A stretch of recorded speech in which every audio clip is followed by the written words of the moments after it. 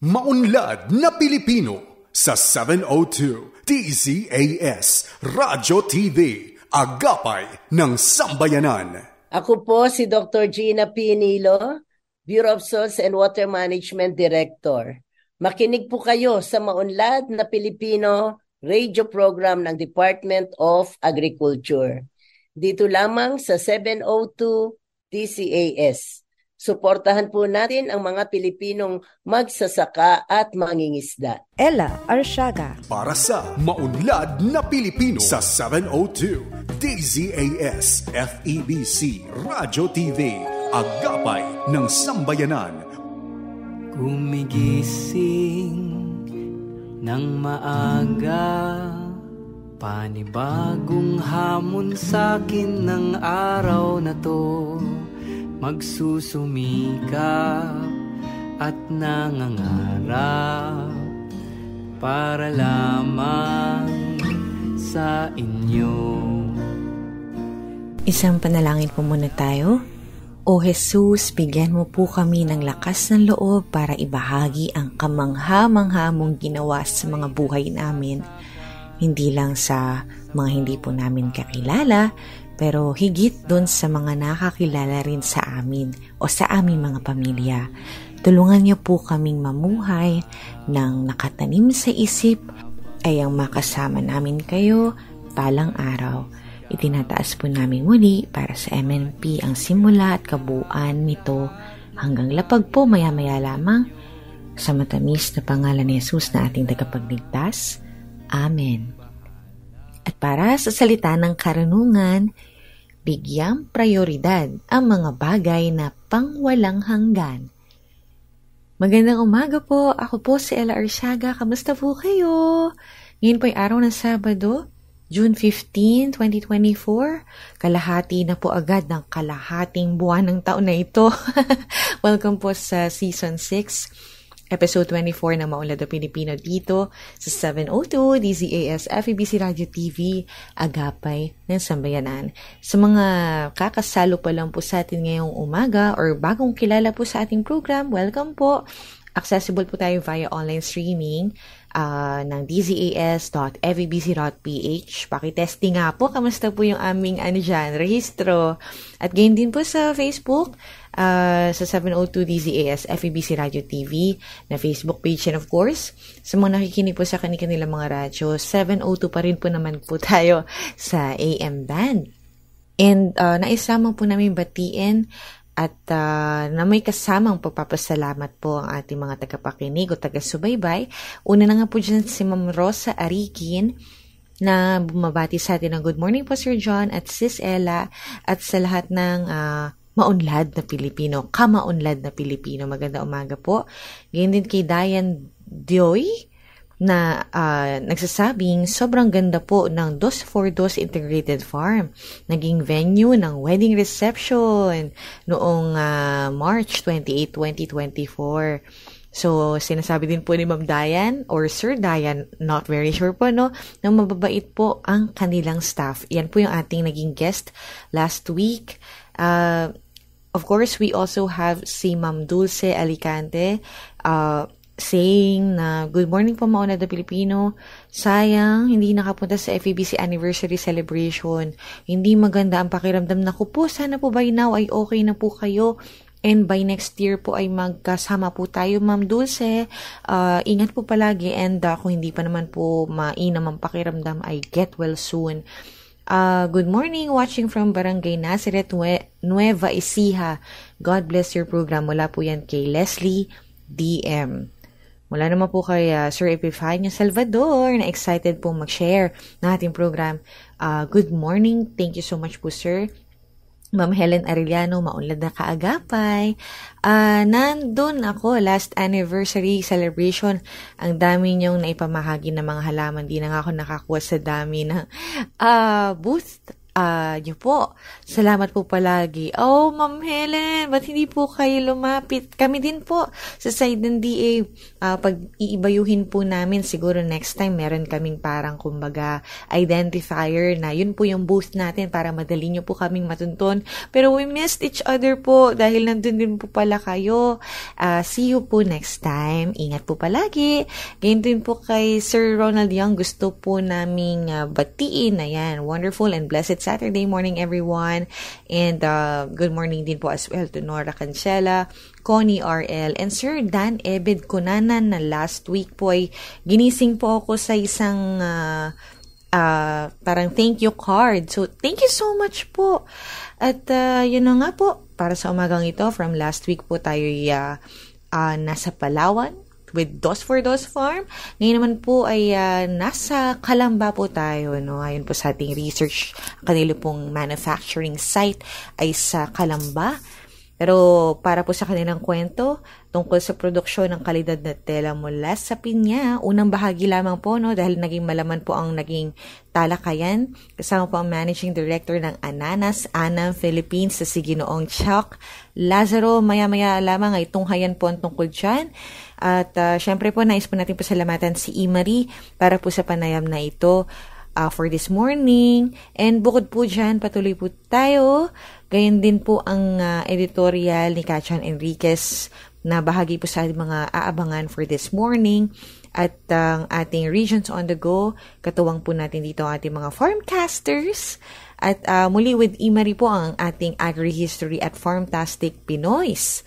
Ang Unlad Komunidad naman ay kasama po natin dito ang DAPRDP or ang Philippine Rural Development Project at ang Agri-Trivia segment na Batid ba ninyo? Siyempre po, lingkod po namin yan sa inyo. Isang oras na hitik sa impormasyong ugnay sa agrikultura. And ito na nga po, para sa bahagi ni Kajan tungkol po sa BFAR or DABFAR at lokal na pamahalaan ng Itbayat ay nagpanguna po sa isang actually first ever po na tilapia hatchery sa Batanes. Narito na nga po si Kajan Enriquez. Kajan. John Enriquez para sa Maunlad na Pilipino sa 702 DZAS Radyo TV, Agapay ng Sambayanan. Isang magandang umaga po sa inyo lahat. Ngayon po ay Sabado, ika-15. Nasa kalahating buwan na tayo ng buwan ng Hunyo. At ang pag-usapan naman natin yun ay yung mga kababayan natin sa Batanes. Pag pinag-usapan natin ng Batanes, ano po ang papasok sa inyo? Itong lalawigan nito. Unang-una, ito po isang medyo malayang lugar. Ito po ay madalas sinadaan ng bagyo. Ang mga bahay po nito ay medyo nakapalalim sa lupa. Ang kanilang tanim ay isa sa kakilalang kanila ay yung Itbayat na bawang. Ngayon, sa isang balita natin, ay hindi medyo hirap ang mga kababayan natin dito. Dahil sila, ang kanilang lahat ng kanilang gamit ay ini-import. Kumbaga, import po. Mayroong ibig sabihin import ay kanilang inaangkat sa iba't ibang lalawigan pa. Ibang pangangailangan nila sa tubig, pangangailangan nila sa tanim, sa ibang lalawigan kinukuha. Hindi po sa kanilang lugar. Dahil po hindi angkop. Ngayon, ang mga mangingisda po ng Batanes kaya magkakaroon na po ng kanilang source ng tilapia at giling mula sa Department of Agriculture, Bureau of Fisheries and Aquatic Resources o BIFAR. Ang maganda pong ito, ang local government po ng Itbayat ang nagpasinaya po nung nakaraang Abril dahil ito ang kauna-unahan sa lalawigan ng Batanes, ang Municipal Tilapia Hatchery sa Barangay Arli sa Island Municipality ng Itbayat, Batanes. Yan po magandang balita. Sarili nilang nasari. Sa madaling salita, yung nais pumasok sa pag-aalaga ng tilapia ay hindi na pumunta pa sa malayong lugar para umangkat o para bumili. Kung ako yung mayroong lugar na sa lupa ko dito, makapagukay ako ng kahit 500 metro kwadrado, malalim ako ng tubig, tuturo sa akin ng pamalaan at mga teknolohiya sa pag-aalaga ng tilapia. Ang una kong hahanapin, saan ako kukuha ng aalagaan o fingerlings Yan, meron na po sila. Yan po magandang balita dyan dahil alam niyo po, pagkain yan. Isa sa magandang alagaan na pagkain, bukod sa livestock, isda po. Ang tilapia po, ang isa sa pinakamagandang alagaan isda dahil mabilis lumaki at talagang maganda sa katawan. Sa kasalukuyan po, ang laligan ko tayo, mayroong 6 na asosasyon na engage sa fish farming na dumedepende lamang sa supplies mula sa, tingnan niyo po, manggagaling po sa Isabela at Cagayan. Itong mga supplies nito ay nadadala sa pamamagitan po ng tagal na oras, sa pamamagitan po ng lupa. Mga truck, gano'n ibig sabihin. Meron naman nadadala na yung kung medyo maliliit lang kanilang inaangkat sa pamamagitan ng aeroplano. Kaya ang po mangyayari dyan, karagdagang gastos po yan sa transport pa lamang. Karagdagang gastos. Kaya lang, kung dumating na yung supply na kanilang inangkat, kamukha ng fingerlings. Karamihan dito, 50%, patay na. Alam niyo po, ang mga hayop, lahat po ng hayop, mga isda man, meron tayong ng mortality rate sa pagtitransport. Kung ako may isang baboy, meron akong 3 baboy, narito ako sa Nueva Ecija, dadaling ko dito sa Maynila. Aligyan natin 5 baboy, meron akong lalagyan dyan. Diyan po may posibilidad na kung hindi tama ang inyong pagtitransport ito, may maalis lang, may mamatay dyan 2, kadalasan 50%. Bakit po? Dahil mali, ang hayopong yan, nakakarasin ng hirap, lalo na pagka yung pumapasada, nakasakay sila sa isang lalagyan na naiinitan ng araw, hindi nyo alam na uhaw na pala, yung ganun bagay. Sa tilapia, sa isla, ganun din. Pagka hindi po sa tama yung pamamaraan ng transport ito, magmula sa pinagkunan, halimbawa ng Cagayan o Isabela, dadalhin sa Batanes, kadalasan dyan mamamatay. Kaya kailangan talagang antabayanan at yung tamang pamamaraan sa pagtransport. Kung may mamatay man, konti lang. Ibig sabihin, hindi sayang yung nagastos. Yun po magandang balita para sa ating mga kababayan, para sa Batanes, na mayroon na sila ngayong sariling fingerlings nursery. Hatchery. Ngayon po hintayin natin mga kababayan, nagbibigyan ng mga balita nila mula sa kanilang mga regions para sa ating Regions on the Go. Kaugnay pa rin ito sa ginanap na Second National Cluster Summit na ginanap sa Puerto Princesa City. Matagumpay na naisagawa ang presentasyon ng market opportunities para sa mga clusters. Pinangunahan ito ni Jollibee Group Foundation President Gisela Chongson kasama ang mga institutional partners na kinabibilangan ng mga kinatawan mula sa KLT Fruits Incorporated, Dizon Group of Companies, Mayani, San Miguel Foods Assembler Program, Magnolia Community Reseller Program, at Universal Robina Corporation Agro-Industrial Group. Inilahad ng mga institutional partners ang hinahanap nila sa mga suppliers, mga partikular na produktong kailangan at maging ang mga institutional documentary requirements na kailangan ng supplier upang kanilang maging partner. Nagkaroon din ng pagbabahagi ng best practices sa clustering and consolidation si Daisy Bundal mula sa City Agriculture Office ng Puerto Princesa City. Kasama naman sina City Agriculture Officer Melissa Macasaet at Enera Tubio, ibinahagi nila ang clustering and consolidation approach na kanilang ginagawa sa mga farmer cooperative and associations sa kanilang lugar. Nagbahagi naman ng kanilang best practices sina Chairman Raymond Antipuesto ng Buhay Agriculture Cooperative, Manager Melanie Lucaykay ng Dalawinon Farmers Multipurpose Cooperative at Livelihood and Partnership Coordinator Mary June Kalubag mula sa Safe Water Activity USAID-funded project. Para sa pinakahuling paksa, tinalakay ni Insight SCS Corporation CEO Pierre Carlo Curay ang digitalization of the agri-supply chain kung saan na ikokonekta nila ang mga magsasaka sa mas malalaking merkado. Ibinahagi niya rin ang kanilang all-in-one platform, ang delivery, kung saan online na ibebenta ng mga magsasaka ang kanilang mga produkto, direktang natatanggap ang mga orders at naipapadala sa mas mababang halaga. Para sa DA Mimaropa, Paula Auce nag-uulat.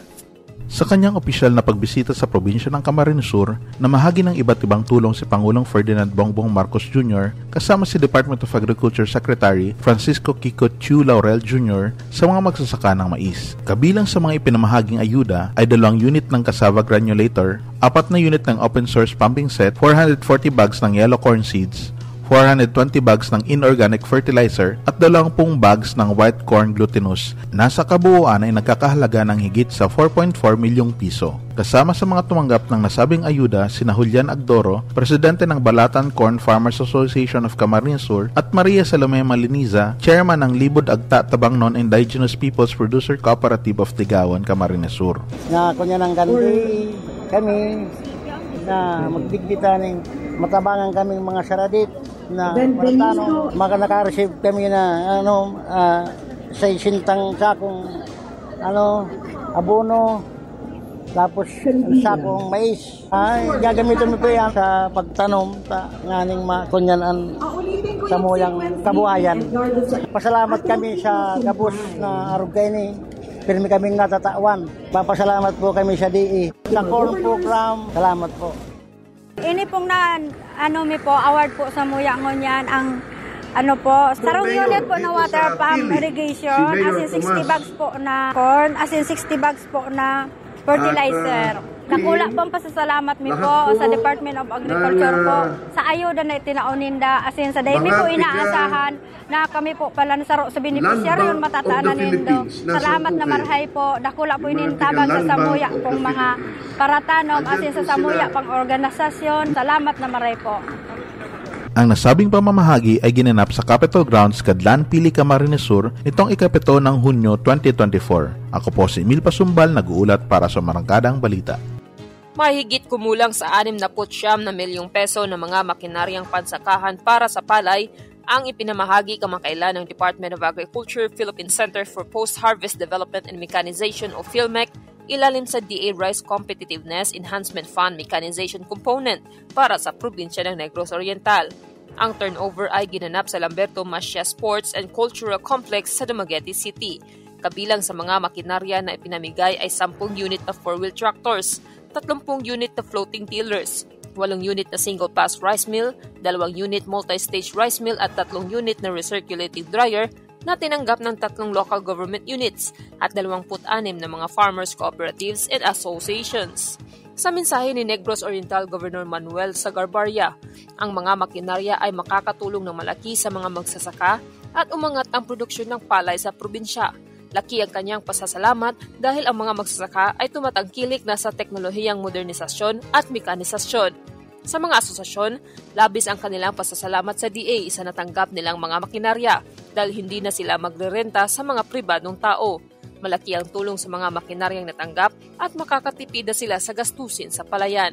Sa kabilang banda, mga 36,000 na pirasong tilapia fry ang inimbak sa community-based multi-species hatchery sa Kawit, Bedelian, Cebu.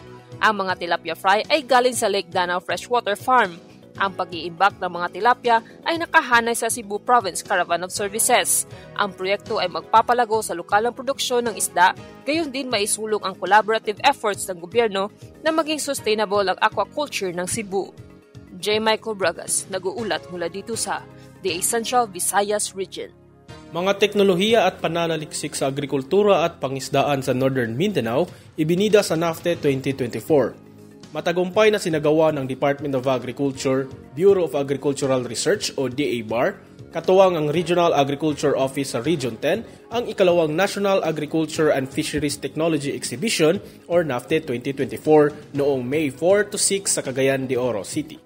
Mula sa temang Innovative and Appropriate Technology, tulong sa patuloy na pag-unlad ng mga magsasaka at mangingisda para sa bagong Pilipinas, ito ay naglalayo na mapabuti ang sektor ng agrikultura at pangisdaan sa pamamagitan ng pananaliksik, pagbabago ng teknolohiya at modernisasyon sa agrikultura. Ibinida ng mahigit 46 exhibitors sa buong bansa ang kanilang iba't ibang mga teknolohiya sa agrikultura at pangisdaan upang ibahagi ang kanilang mga kaalaman ng naglalayong pahusayin ang sektor ng agrikultura. Sa Rayon 10, 3 grupo ng mga magsasaka ang kinilala para sa epektibong pagpapatupad ng mga teknolohiyang pinondohan ng DABAR. Kabilang dito ang Bokbok Diversified Farmers Association mula sa Don Carlos, Panao Sumilaw Multipurpose Cooperative sa Sumilaw, at ang Anlugan Farmers Partners Association sa Cabanglasan, Bukidnon. Ito si Roland Dave M. Elioren, nag-uulat mula Region 10. John Enriquez para sa Maunlad na Pilipino sa 702 DZAS Radyo TV, Agapay ng Sambayanan. Maraming salamat po sa ating mga farmcasters, and of course, shout out po sa ating mga respective regional information officers na talaga namang always ready to parang kumbaga coordinate with us yung kanilang mga news audio para maihatid po namin yan na magkatuwang sa inyo po mga tagapakinig. And sa bahaging ito, tunghayan natin ang Agri-History tungkol po sa National Information and Communications Technology Month. Kasama natin si Marie Vergara. Markahan na ang inyong mga kalendaryo at maging updated sa agriculture-related happenings dito sa Agri-History. Oras na para sa isa na namang informative na talakayan dito sa Agri-History. Ako si Marie Vergara, ang inyong segment host para sa bahaging ito ng ating programang Maunlad na Pilipino sa 702 DZAS, Agapay ng Sambayanan. Para sa mga techie people dyan, ang buwan ng Hunyo ay para sa inyo dahil sama-sama nating ipinagdiriwang ang National Information and Communications Technology Month. Sa bisa ng Proclamation No. 1521, Series of 2008, taunan nating sineselebrate ang event na ito bilang pagkilala sa napakahalagang gampanin ng ICT sa pag-unlad ng ekonomiya at pagbabagong anyo ng bansa. Sa pangunguna ng Department of Information and Communications Technology, inaasam ng National ICT Month 2024 na pag-ugnayin ang bawat mamamayan gamit ang digital connections. I-streamline ang lahat ng serbisyo ng pamahalaan sa tulong ng teknolohiya, gawing prioridad ang cyber safety at tiyaking bukas sa lahat ang mga inobasyon at oportunidad tungo sa kaunlaran. Kitang-kita yan sa temang Bayang Digital ang Bagong Pilipinas.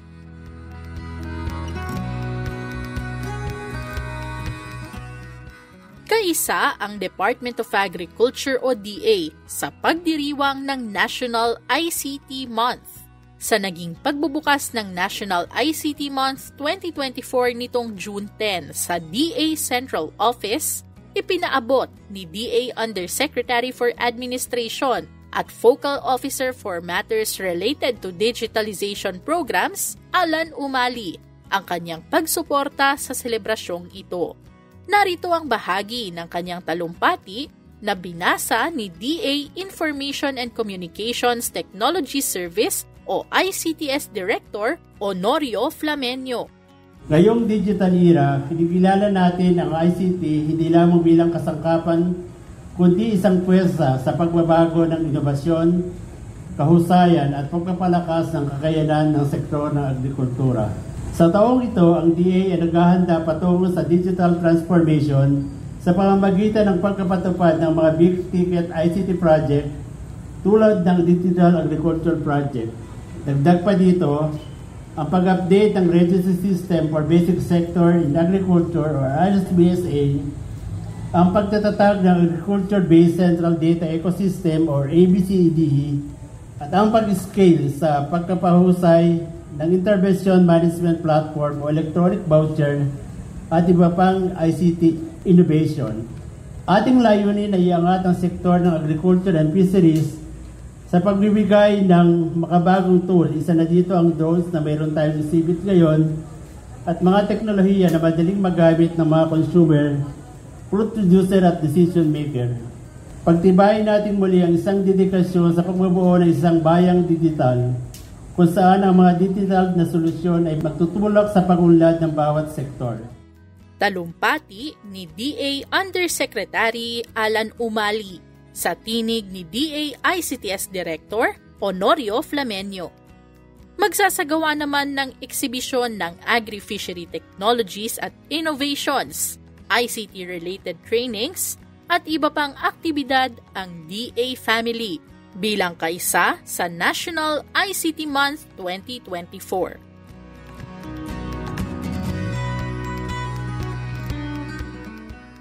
Isang mahalagang pangyayari sa ating agri-fishery sector ang natutunan natin this week.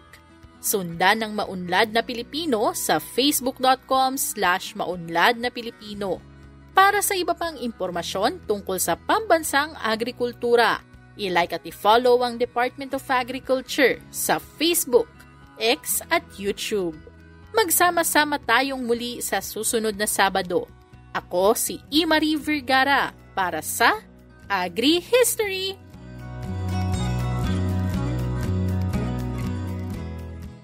Thank you for bringing today's agri-history, Imari. Kayo'y nakatutok pa din dito sa Maunlad na Pilipino. Ella Arsiaga. Para sa Maunlad na Pilipino sa 702 DZAS FEBC Radyo TV, Agapay ng Sambayanan. At ngayong umaga nga po, kagaya po na naibahagi namin sa inyo at the start of our program, kasama po natin ang Managing Director ng Ananas Anam Philippines, na si Ginoong Chuck Lazaro. Ito po ay kaugnay sa ating talakayan tungkol sa production po ng kalidad na tela mula sa pinya. Ano po ang ginagawa natin with regards sa mga tela at saan po kaya galing yung ating mga materyales? Okay, just a brief background, okay? Where you are right now is an integrated textile mill, okay? Gumagawa kami ng tela dito, okay? Dito sa facility na to. And we're in fact nag-niche kami or nag-specialize kami specifically sa mga uniform fabric materials, okay? So, pag makikita niyo dito, yung mga tela ng pulis dito ginagawa, okay? Mga tela ng mga military also, some of them are being made here also. And several materials that are being used not just for schools, for private entities, and at the same time, okay, I want you to know also na itong kumpanya namin as Asia Textile Mills is also engaged in what we call technical textiles. In other words, nakagawa kami ng tela dito na ginagamit for medical use or kasi dito nung in fact during the pandemic open kami because we had to make fabrics for PPEs and masks, okay? We can also do materials na may tinatawag silang soil release, meaning kunyari tawag dito pagka ginamit siya as stable linen or whatever, madali linisan kasi madali yung mga dumi madali matanggal. We also do fire retardant, which is important not only for protective use but also for curtain materials. You don't want yung mga upholstery niyo to be fireproof in a way, di ba? At the same time, anti-static. We do anti-static also, which is also used for probably mga semiconductor firms. We do that. Plus, we also make materials blended right now with pineapple fiber. We've also tried abaca. Okay, we also tried abaca and also banana fiber. Kasi sa textile, maganda rin na ginagamit natin yung mga natural fibers that are here in the Philippines, di ba? That are particularly in the Philippines. Okay, sa part na ito, ipakilala naman po natin ang Ananas Anam. Ananas Anam is just to let you know, Ananas Anam is a company engaged mostly on the pineapple fiber as a textile material. Okay, all right. Right now, textile material pa lang siya. we are like a subsidiary kami we are a subsidiary of a UK-based company, okay, who actually invented what they called the Piñatex, okay. Piñatex is like, ano siya, yung, how do you call this? Mukha siyang tela siya, gawa siya ng pineapple, pero mukha siyang balat, okay. Ayoko kasi sabihin na vegan leather because there's no such thing as vegan leather, okay? Leather is leather, okay? Leather is leather. But it's a vegan material that actually looks like, it actually has aesthetics like leather. At the same time, right now with Ananas Anam, we are also like doing like mga sinulid, mga yarns, okay? I mean, you can see it up there. Yung mga yarns na yan, ginagawa nilang, of course, tela rin. Ginagawa rin nilang tela. Bine-blend yung mga yarns na, I mean, like, bine-blend yung pine. Baliktad naman. Bine-blend naman na dito yung pineapple with different materials like cotton, polyester, rayon, okay? To produce yarns, to make fabrics, o kaya what they call shoe uppers. Shoe uppers yung pagka parang yung ano mo, hindi siya balat di ba? Hindi siya balat, pero ito like something like this, para siyang woven siya, okay? Woven siya, tapos ginagawa siyang shoe upper, okay? Yung Asiatex is like going back to Asiatex, we've been here for the past 41 years. We started since 1984. We were established 1984. Ito naman Ananas Anam.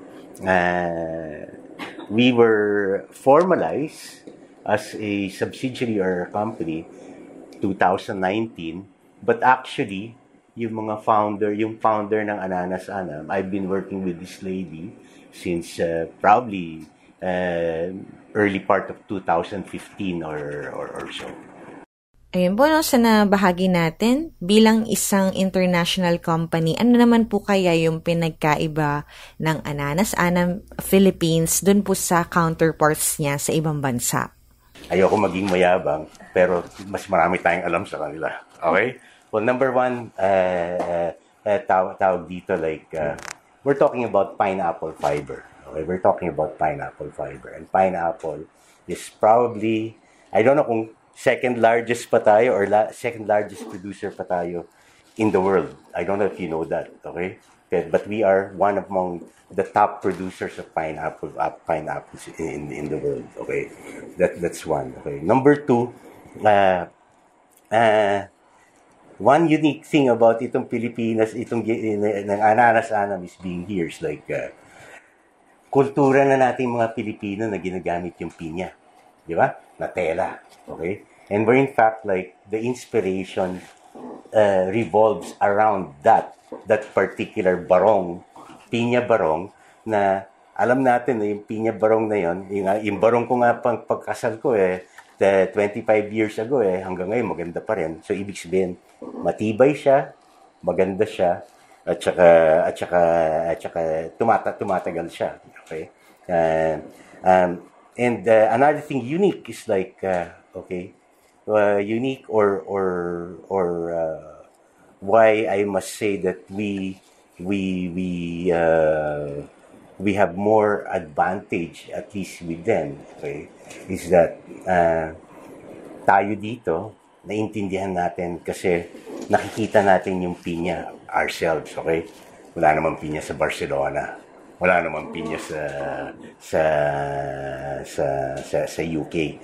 So it's very difficult for them really to really understand the real properties and the additional advantages of the fiber kasi nga galing dito siya talaga. Okay. And also what's good is that tawag dito like pineapple fiber production is fiber, I'm not talking about yung planting or whatever, but pineapple fiber production, tawag dito talaga nangyayari, okay? Tsaka sa farms yan. sa farms yan talaga. And I must say that up to now, we are still improving. Okay, we are still improving, and there's so much room to improve, so much things to do, and that and in doing so, okay, we create a lot of opportunities talaga. A lot of opportunities. Kasi we're into sustainability nowadays, di ba? We're into sustainability nowadays. And we all know that we really need to replace a lot of the materials we use, okay? And yung pineapple fiber na to is another new material that can be a substitute. Not just, I mean, I don't want to say substitute, but can be part of that sustainable materials that we could share para sa mundo. I mean, to have better materials talaga. Kasi ang idea is pag tinapa mo yung materials, hindi siya nakakasama sa environment, di ba? Kailangan nagiging biodegradable siya. Itong pineapple fiber na to is definitely biodegradable. And what's so unique with the pineapple fiber as well is that hindi ito pinaplant, nothing against abaca, nothing against cotton, pero yung abaca and cotton are being planted for the fiber. Ito, tapon ito. Waste ito, agricultural waste yung fiber na ito. Okay, so can you imagine yung tapon na may nagagawa ka pa, okay? Yung tapon may nagagawa ka, maganda sa environment. At the same time, ang daming mga opportunity para sa mga tao. Tulad sa mga farmers natin dito, di ba? I mean, kahit paano natulungan sila. We wish we could do more for them. We wish we really could do more for them. Pero kahit paano, it created an impact in their not just their livelihood, but even yung dignity nila. Okay, dignity ng mga farmers. So, maraming salamat po. Abangan pa po natin yung kasunod na bahagi ng ating panayam. Kasama si Ginoong Chuck Lazaro, ang Managing Director ng Ananas Anam Philippines. Ayun na po ang ating discussion tungkol sa produksyon ng kalidad na tela mula sa pinya. We would like to give a special thanks kay Imari Vergara po para po sa bahaging ito na ating programa, specifically for this interview. Maraming salamat. At narito po ang Unlad Komunidad o UK, katuwang natin dito ang Philippine Rural Development Project, and medyo mahaba-haba ng streak. Kasama na po natin muli dito si Miss Julie Ace Brandon R. Barao, manunulat ng DAPRDP NPCO. Ngayong umaga sa Unlad Komunidad, mapapakinggan natin ang balita tungkol sa ginanap na Philippine Coffee Expo 2024, kung saan lumahok ang 16 na coffee enterprise mula sa Luzon at Mindanao na sinusuportahan ng Department of Agriculture, Philippine Rural Development Project mula June 7 to 9, 2024 sa Juan Ayala sa Makati City. Naging matagumpay at makabuluhan ng pagtitipon para sa coffee enthusiasts, mamimili at mga stakeholders ng industriya. Ang katatapos lamang na Philippine Coffee Expo ay naging oportunidad na maipromote ang mga pinakabagong produkto ng kape at mga bagong teknolohiya sa pagpapalago nito.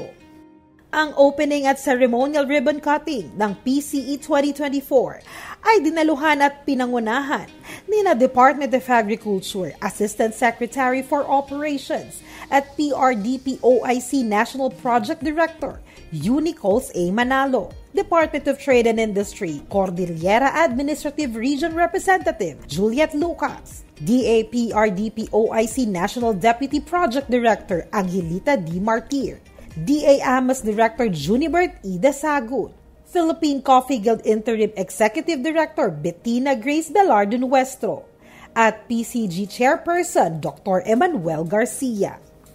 Pinasalamatan ni DA Assistant Secretary Unicols A. Manalo ang mga magsasaka ng kape mula Luzon, Visayas at Mindanao sa kanilang napakahalagang partisipasyon sa suporta sa industriya ng kape sa bansa. Aniya sa nakalipas na ilang taon, nasaksihan ang dedikasyon at pagsusumikap ng mga magsasaka ng kape. Binigyang diin rin niya na malaki ang naitulong ng pagsisikap ng mga magsasaka sa pagpapalago ng industriya ng kape. Dagdag pa ni Manalo, sa nakalipas na dekada, ang PRDP ay namuhunan ng kabuuhang 2.4 billion pesos sa industriya ng kape. Dahil dito, mas lumakas ang produksyon ng kape sa Pilipinas at ang kalidad ng kape na pwedeng maikumpetensya sa international market. PRDP's active participation in events like the Philippine Coffee Expo underscores its commitment to supporting the coffee industry. Gathering like this, we affirm our shared vision for the industry, transcending our diverse backgrounds to showcase our collective contributions driven by our love and passion for coffee. The Department of Agriculture, through the High Value Crops Development Program and the Philippine Rural Development Project, remains steadfast in its support for the local coffee industry. Nagkaroon rin ng Kapet Kwentuhan session kung saan ang international at local coffee experts ay nagbahagi ng makabagong teknolohiya sa mga kalahok. Tinalakay rin Ruel B. Del Rosario, DA Senior Agriculturist, ang implementing guidelines ng Competitiveness Enhancement Measures Fund o CEMF ng DA.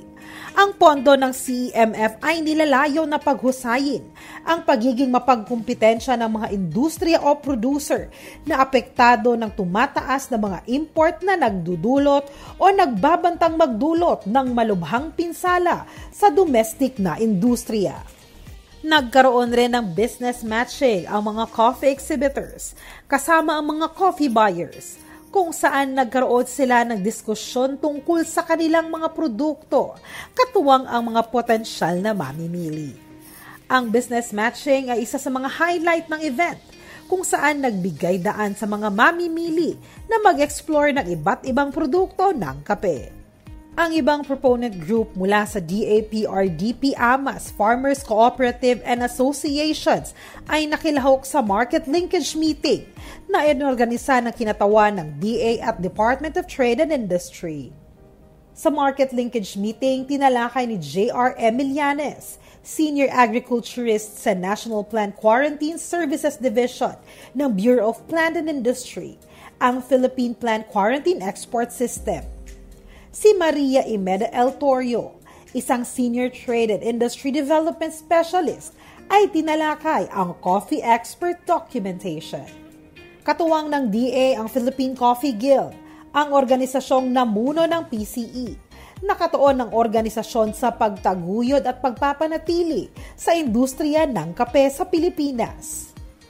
Para sa iba pang balita tungkol sa panibagong DAPRDP Scale Up, patuloy na makinig tuwing Sabado ng umaga dito sa Unlad Komunidad, ang programa sa radyo ng Department of Agriculture, Philippine Rural Development Project.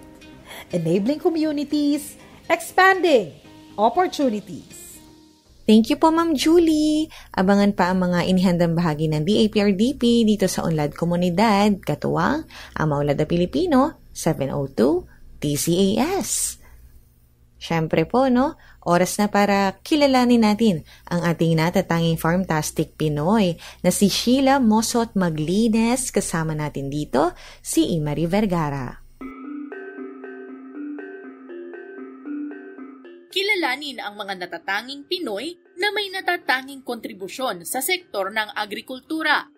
Farmtastic Pinoys! Farmtastic Pinoys na! Ako ang inyong segment host na si Imari Vergara. Muling magpapakilala sa inyo ng isa na namang kagila-gilalas na kabahagi sa sektor ng agrikultura sa Pilipinas. Isang bayan sa Butuan City, ang nooy nabuhay sa takot, bunsod ng presensya ng mga rebelde sa kanilang lugar. Ngunit isang Farmtastic Pinoy ang umusbong at nagpatunay na kayang-kaya ng mga kababaihan sa kanayunan na maghatid ng kapayapaan at kaunlaran sa kani-kanilang komunidad. Pakinggan ang kwento ni Sheila Mosot Maglines. Ipinanganak noong July 12, 1985 si Sheila Maglines. Lumaki sa isang bayan kung saan limitado ang transportasyon, laganap ang takot dala ng presensya ng mga rebelde at tila nahuhuli pagdating sa pag-unlad. Nahanap ni Sheila ang ginhawa sa agrikultura. Malaking impluwensya ang kanyang lolo't lola na nagturo sa kanya ng mga pamamaraan ng pagsasaka.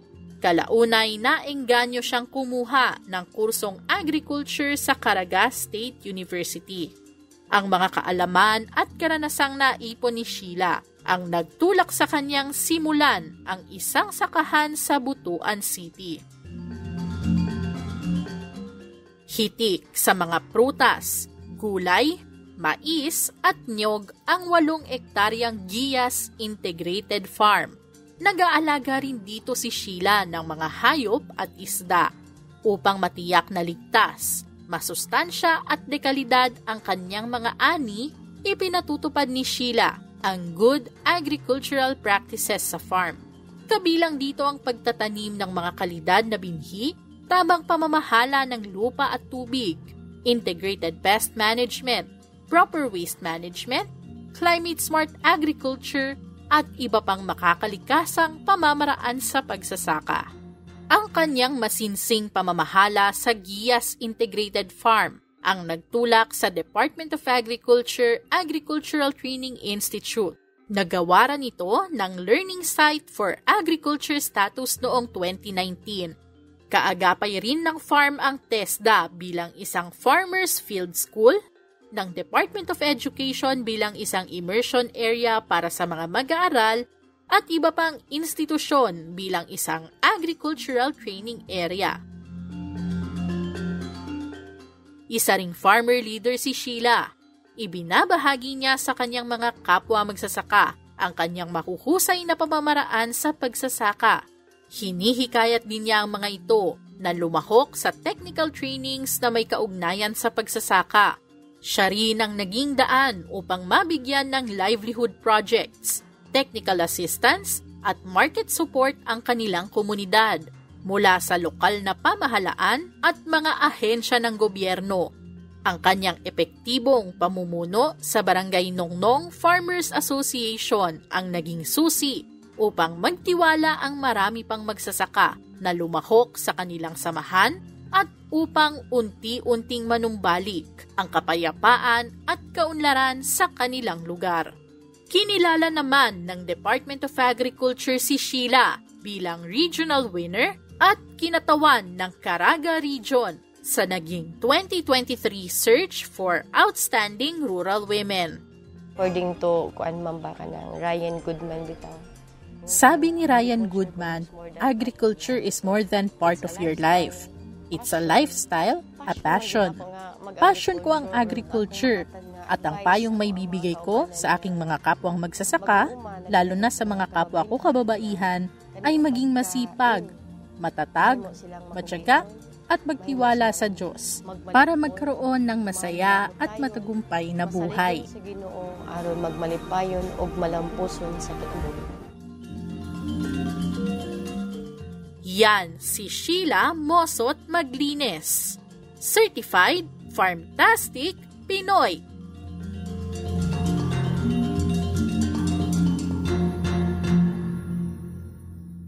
Thank you so much, Imari. At ayan po ang ating Farmtastic Pinoy para sa araw na ito.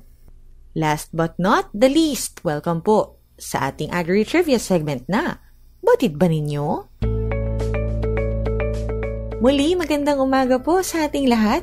Kamakailan lang nga po, dinaos po ng Bureau of Agricultural Research ang kanilang National Agriculture and Fisheries Technology Exhibition or NAFTE sa Cagayan de Oro City na may tema makabago at angkop na teknolohiya, tulong sa patuloy na pag-unlad ng magsasaka at mangingisda para sa bagong Pilipinas noon pong June 4 to 6, 2024.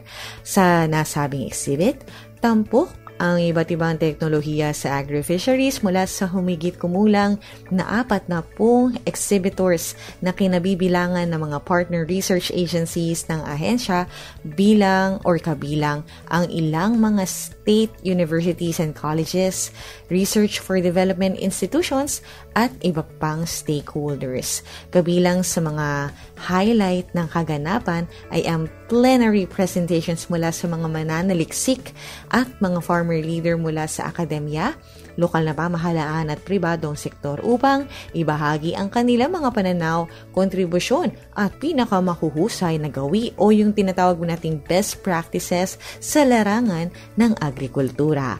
Sa ikalawang araw, naging tampok ang formal na paglulunsad ng mga teknolohiya at ang Regional Agricultural and Fisheries Research for Development and Extension Agenda or RAREA.